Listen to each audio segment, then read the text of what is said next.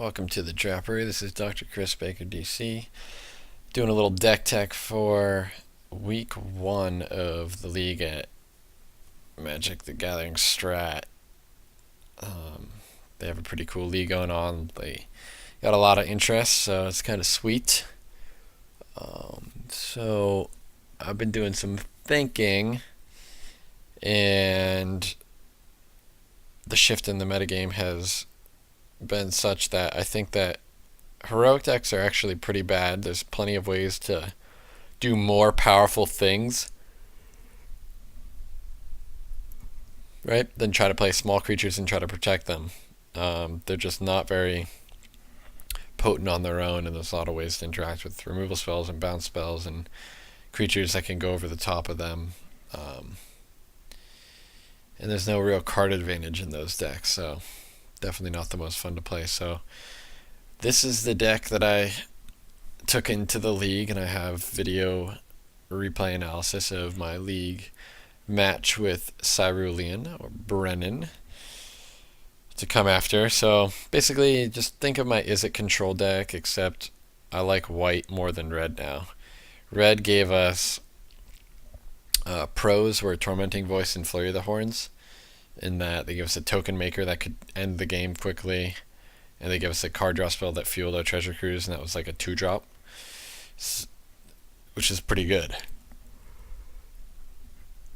We don't have as much good card drawing or as explosion with this deck, but we really are still a pure control deck, and I think in the metagame where creatures are getting big and Is It control decks exist, Treasure Cruise is being played more often.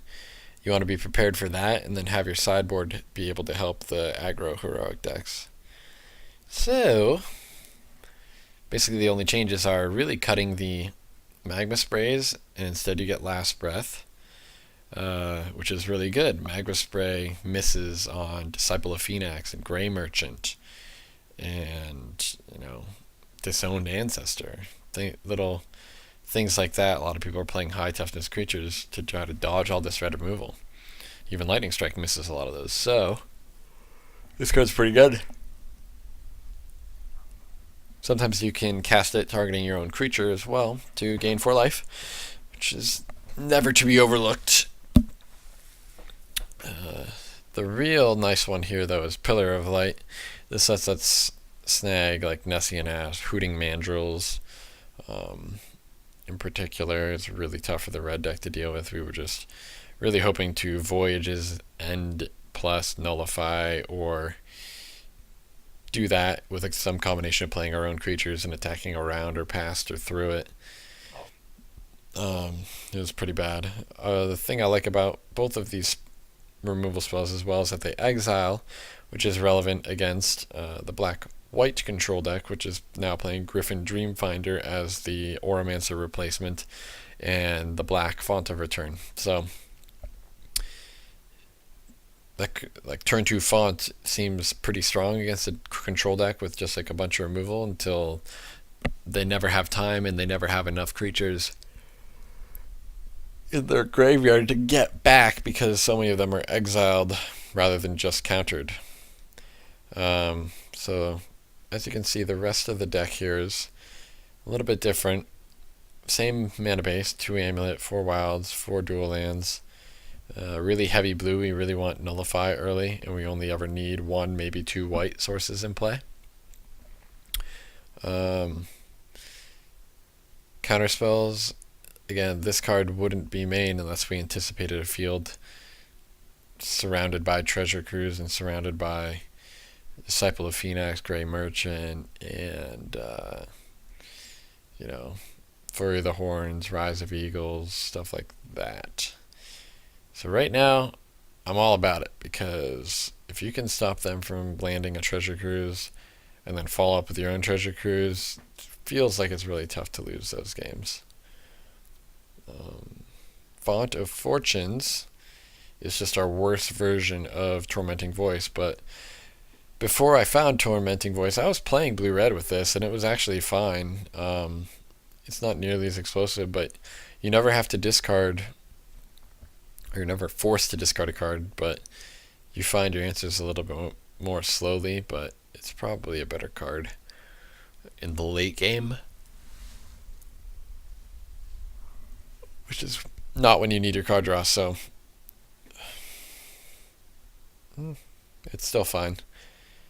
Negate, right now I only have it as a 3 because against it's fantastic, but we already have Disdainful Stroke against them. Against heroic decks, I like being able to counter the protection spells a lot, because they always pretty much count on them resolving. And against control decks, it's good to counter cruises, their negates, their counter spells, or their sometimes just their draw spells, just to keep them behind in cards. Depends on the tempo of the match if you're decently ahead already. But yeah, I think it's pretty solid main deckable kind of card. And for Nullify, again, even still blank against the Izzet deck, but I'm fine with that because it's so good against everybody else. Okay, so I already talked about the Pillar. And now Divination, same. Rise of Eagles, same. Benthic Giant, since we don't have Flurry of Horns, this is our other win condition. And he is pretty great because it's hard for Flurry of the Horns to, match up well against this unless they have multiples and are trying to attack past it. But we can get multiples of this in play, and it's pretty good. Once it resolves, the only way you can really deal with it is swarming it or death touching it. So I like the ability to finish the game with this guy. He's very big, and for the most part, our opponent won't have creatures when we finally decide to start attacking. If we do with Benthic Giant, because we'll have killed or removed them all. And if we didn't, then we're dead, so we're not resolving Benthic Giant. And then obviously Treasure Cruise. Treasure Cruise is actually not the best in this deck. Compared to Blue-Red, you're not going off nearly as easy. The average converted mana cost of this deck is much higher. We have a lot of 2s, some 3s, and then we jump straight to 6. If there was a good win condition at 5, I'd put it there, but I do not believe that Whirlwind Adept is playable in this style of deck compared to Benthic Giant. You really want that toughness because you don't want your guy to trade with any random 2/2. Like our opponent could have 3 2/2s in play. Benthic Giant can attack into that with open mana because I can Last Breath one of his guys if he decides to go for the block with everybody plan. But Whirlwind Adept, not quite the same result. So yeah. Check out our sideboard. Alright. So first off is Erase. This card probably is unnecessary. I thought, because I have built like a Constellation theme deck, green-black right there. You can see it on the side window bar there. Just tons of enchantments. This is good against like a Nimbus Naiad. It's good against Aqueous Form if they're running that, or Eternal Thirst. Or also Font of Return if we can nab it early. Can save us some trouble, so I thought, but really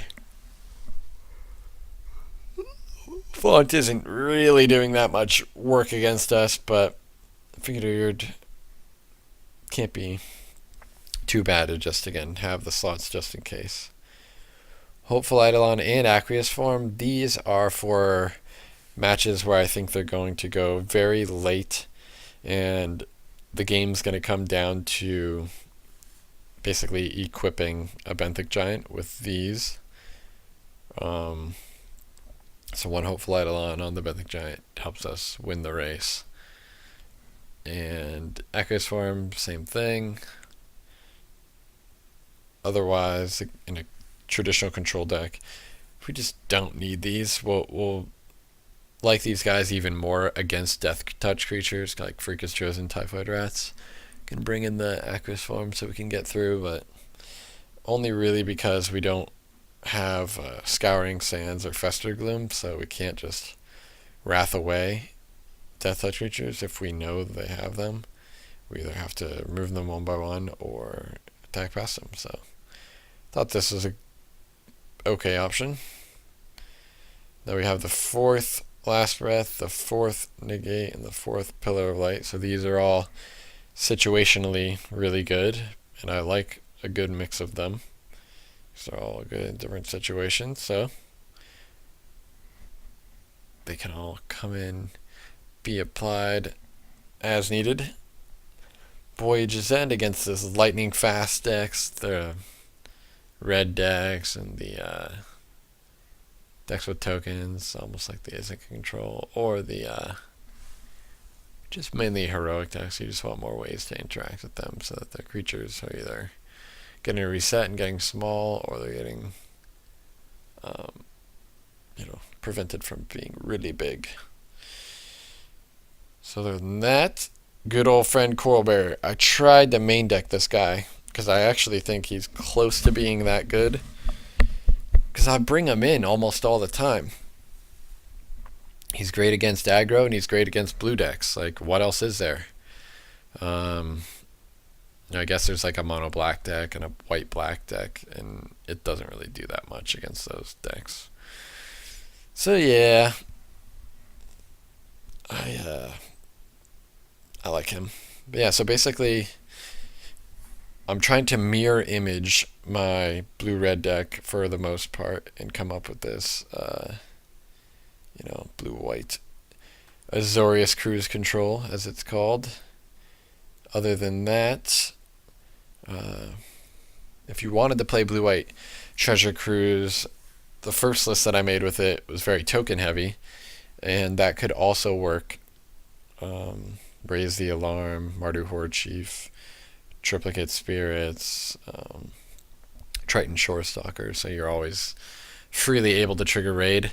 Problem that I found was that just about every deck has Fester Gloom or Scouring Sands, so everybody's prepared to handle a token swarm. But I figure this deck is completely